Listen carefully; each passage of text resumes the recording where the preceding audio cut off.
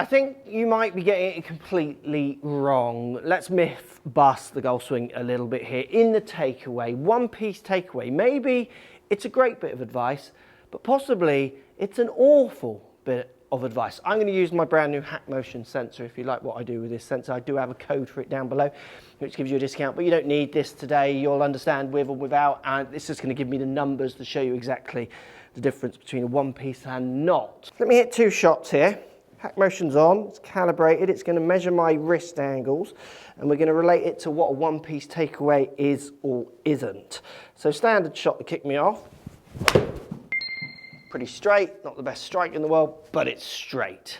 And the line we're going to focus on today is this gold line here. So I started 8 degrees extended, I got to -3. So basically I started with my wrist around 8 degrees extended, about here.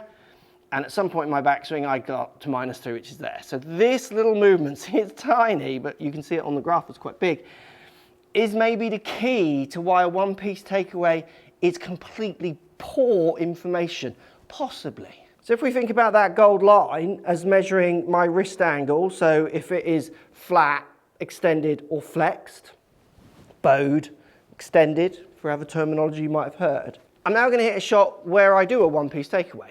A one-piece takeaway, that gold line in theory would stay flat for a longer period of time because it's that takeaway where we see that dip in it. It's that takeaway where my wrist is flattening.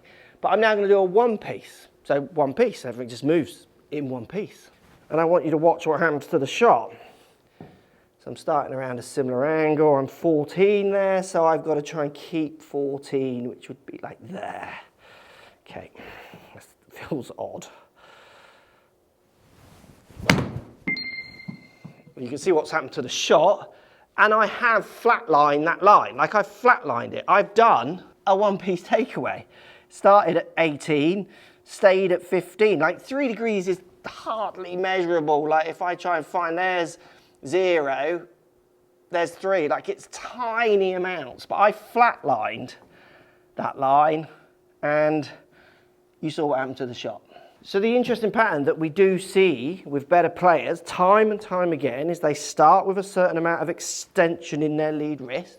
Makes sense, you're holding the club, you're gripping it, it's bending. Then as they start their backswing, they tend to take some of that lead wrist extension out. In effect, they flatten it off somewhat. I go to 0, some start at like 18, come down to about 8. They take 10 degrees out, all in this first early stage. And the reason they do that is because what you'll notice the more we look at players, you can see mine here, if we look at my graph of the blue-green angle here, which is basically if your wrist is this way or this way, so think of it as your wrist hinging up. As soon as you start to try and get that club going up, so hinging your wrist up, what happens is you tend to add extension. So these two lines very much work together for many golfers as they make their backswing. We see the same pattern here. This is a world-class player, starts at 20, they reduce it down to 8, then as the bluey line starts going up, see how the yellow one follows, even down the downswing and follow through. They follow each other because, so if we accept that hinging up relates to extension, which it does, so I'm minus 26 in this wrist here, meaning my wrist is down to the ground, and then I'm plus 5. If I just hinge up, I feel like I'm just hinging up. Look, 17, 18, plus 15, 14 in the hinge. As I hinge it down, see it starts going into minus in lead wrist. I don't feel like I'm moving my lead wrist this way or this way. Like I just don't feel like I'm moving it this way or this way at all. I feel like I am just literally hinging it up and hinging it down. And you can see the extension number and the flexion number relate, they tie in. So if you do not give yourself that leeway at the start, so start with some angle and then start taking it out, when you start hinging up, you're going to lose. You're going to have to put other angles in to try and control that face. Meaning, if I want to hit this ball straight, let's say I'm plus 20, let's try and stay plus 20 here, and I'm going to hit this. To hit that ball straight, now who hasn't seen a golfer try and hit the ball like that before? See how I really use my body to try and get the rotation of the club. So basically how I'm rotating my arm this way, huge. We see golfers hit the ball time and time again there, and that is much more of me trying to do a one-piece takeaway, and I still didn't quite do it.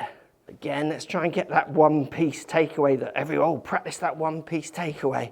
So plus 25, I'm going to try and increase it. I think that's the answer, to try and zero it, basically. Right, that's a good shot, but look at what I'm having to do to win that game. Yeah, and I flattened off that gold line. But again, as soon as that club starts hinging up, you can see how the turquoise one starts going up, the other one starts coming.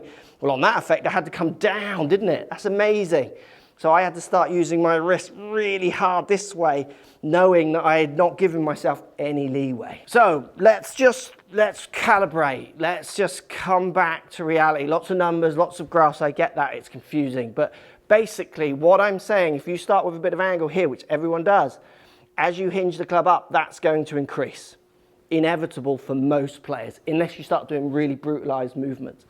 So in your takeaway, if you do not take a bit of that out to give you the leeway to put it back in, because what the other pattern we see from good players, if I start, say, whatever I am here, plus 27, I tend to reduce it a little bit. So what's that? Let me do it here.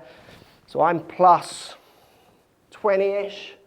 Yeah, I'm about plus 14. Some players are about the same, like good world-class players, because they have this tumble down here where they really recover it. So they're like 20-ish to 20-ish.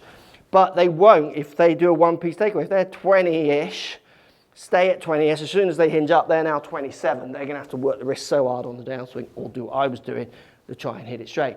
The leeway that you give yourself is possibly the key. And that is not one piece. That is another movement. It's another piece. So really simple drill you can use. My newsletter crew already know this. If you sign up to my free newsletter, you get this information early in a bit more depth as well. So anyone in the newsletter crew, thanks for signing up. Link down below if you want my free weekly golf tips newsletter, where we just get into the nitty-gritty of the golf swing. Get rid of all these cliches being pushed at you. Sign up down below. It's absolutely free. So watch this. I'm starting here 20. I'm just going to pull the club back. So my hand's over trail foot, so the inside of it. Club's just past trail foot. I'm going to take that down to like a 7, so 20 to 7. I've reduced it. Now from here, look at the arrows. Look at that little arrow draw. That is hilarious. So obviously, if you've got hack motion, you can measure this. If you can't, you're just going to have to look at your wrist. Remember, you want to go from what we call extended and just bring it down to somewhere near flatter. Just flatten it off. It's kind of that movement in the takeaway. So I'm not going to look at the numbers now. So I'm going to go here. Just flatten this wrist off a little bit. I can see the face is turning down. I can see this wrist is flat with my lead hand. Hit my shot. Yeah, look at it turn. Like, it's so easy to not let the ball go over that way. One piece takeaway, myth. Does it hurt rather than help? Well, I think it's terms, semantics. It's, for some people, a bit of language will hit. Let's not throw the toys out of the pram just yet. If you do a one piece takeaway and it makes you make this move, keep doing it. If we want to look at measured truths, if we want to actually look at what makes people better or worse and then work from that as our basis up, it is not one piece. I mean, before we put rotation in, which is obviously happening, which is another piece, but that's another video, good players are giving themselves that leeway on the backswing to be able to hinge the club up and not get in a mess.